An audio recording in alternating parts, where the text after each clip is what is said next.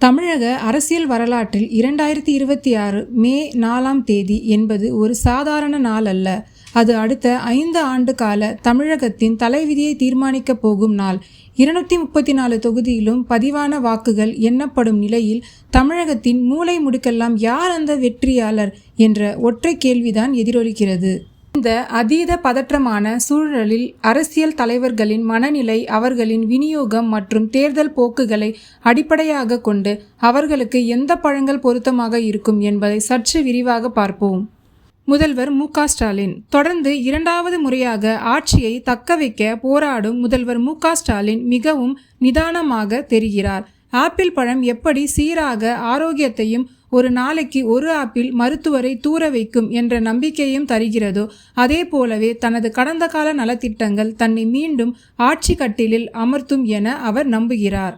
எடப்பாடி பழனிசாமி அவர்கள் அதிமுக பொதுச் செயலாளர் எடப்பாடி பழனிசாமிக்கு மாம்பழமே மிக சரியான தேர்வு. மாம்பழம் கனிகளின் ராஜா என்று அழைக்கப்படுவது போல தமிழக அரசியலில் மீண்டும் ஒரு ராஜாவாக வலம் வர அவர் துடிக்கிறார். விஜய் அவர்கள் தமிழக அரசியலில் பாக்ஸ் ஆபீஸ் நாயகனாக தடம் பதித்துள்ள விஜய் இந்த தேர்தலில் ஒரு பெரும் எதிர்பார்ப்பை ஏற்படுத்தியுள்ளார். தர்பூசணி பழம் வெளியே பச்சை நிறமாகவும் அமைதி சமநிலை உள்ளே அவர் சிவப்பு நிறமாகவும் புரட்சி மாற்றம் இருப்பதைப் போலவே விஜயின் அரசியல் நகர்வுகளும் இருக்கின்றன. அமைதியாக தொடங்கி மாநாட்டின் மூலம் அதிர்வலைகளை ஏற்படுத்திய விஜய்க்கு இளைஞர்களின் வாக்குகள் ஒரு தாகம் தீர்க்கும் தர்பூசணியாக அமையலாம். சீமான் அவர்கள் நாம் தமிழர் கட்சியின் ஒருங்கிணைப்பாளர் சீமான் எப்போதும் தனித்துவமான பாதையில் பயணிப்பவர்.